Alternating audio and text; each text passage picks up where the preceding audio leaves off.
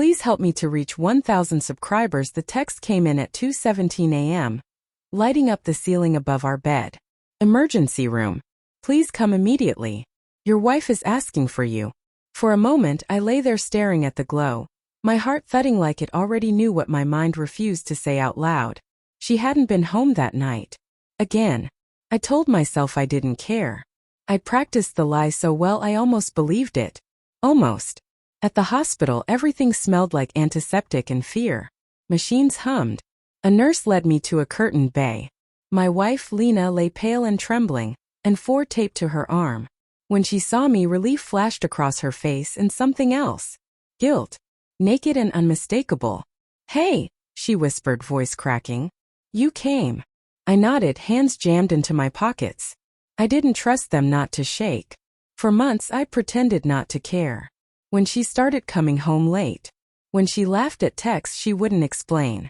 When she slept facing the wall, her phone under her pillow like a secret heartbeat. I told myself we were modern, evolved, honest. I told myself love didn't mean possession. The truth was uglier. I was afraid that if I pushed, she'd leave. The doctor pulled me aside. His voice was careful, practiced. "She's stable." But there were complications. We ran tests. "There are indicators of multiple recent partners." The words landed like broken glass in my chest. Multiple partners. I felt heat rush to my face, then cold. I thought of all the nights she'd kissed me absently, tasting of mint and something unfamiliar. The shower she took the moment she came home. The way she'd say, "Don't make this a big deal," when I asked simple questions. I went back to her bedside. She wouldn't meet my eyes. "They told you," she said. I didn't answer. Silence pressed in, heavy and final. "I didn't think you cared," she whispered. "You acted like it didn't matter. Like we were open." "I never said that," I replied. My voice sounded distant, like it belonged to someone else. "You didn't have to," she said, tears sliding into her hair. "You stopped asking. You stopped fighting." I remembered our early years, Sunday mornings tangled in sheets, her laugh loud and unguarded, the way she used to reach for my hand in public like she was afraid of losing me.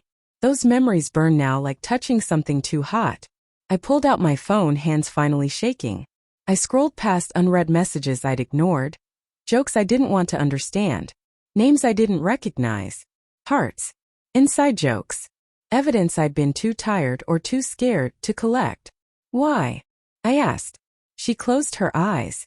I felt invisible, desired by strangers in ways I didn't feel at home. And when you didn't react, it felt like permission.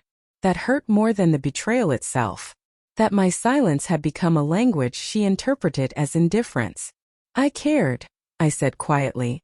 "I cared so much I swallowed it." Days later, after she was discharged, we sat at our kitchen table like strangers borrowing someone else's life. She cried. She apologized.